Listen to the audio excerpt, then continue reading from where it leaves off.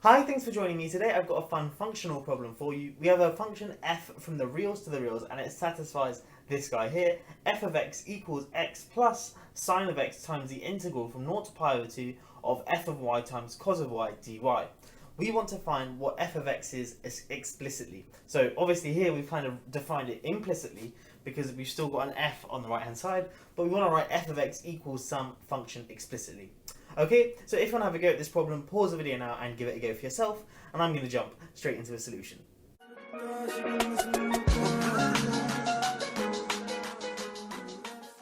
Okay, so the solution to this problem is actually quite neat. Initially we have f written in terms of f, and of course we want to write f explicitly, but the first thing we notice is that this integral here, the integral from 0 to pi over 2 of f of y times cos of y dy, we don't know what that is, but it's just going to be some number. Because obviously if we knew what f was, we could then just go ahead and evaluate that integral and we get some real number.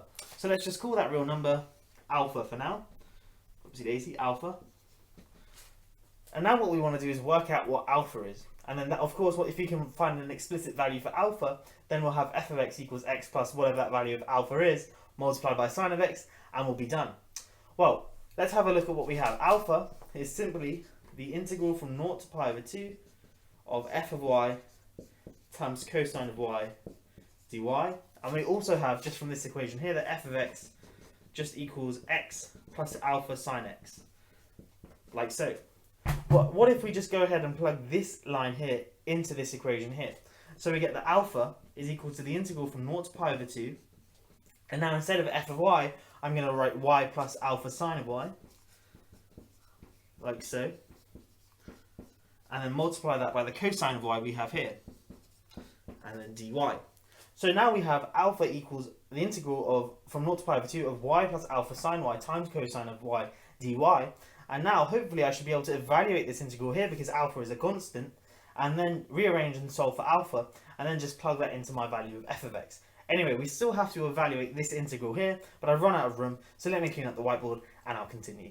Okay, so we've got this line here, and the next thing we're going to do is just write this as the sum of two integrals. So this is just the integral from 0 to pi over 2 of y cos y dy plus alpha times the integral from 0 to pi over 2 of now sine y times cosine of y dy. But sine y times cosine of y, we can use our double angle formula and notice that that's just a half sine 2y, like so. So I'm factoring out the half in front of the integral, and I'm left with the sine 2y.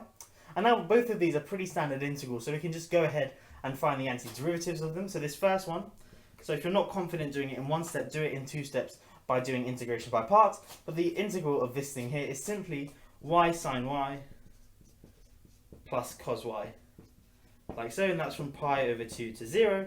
And to just check that this is right, when we differentiate y sine y, we're going to get a sine y plus a y times cos y.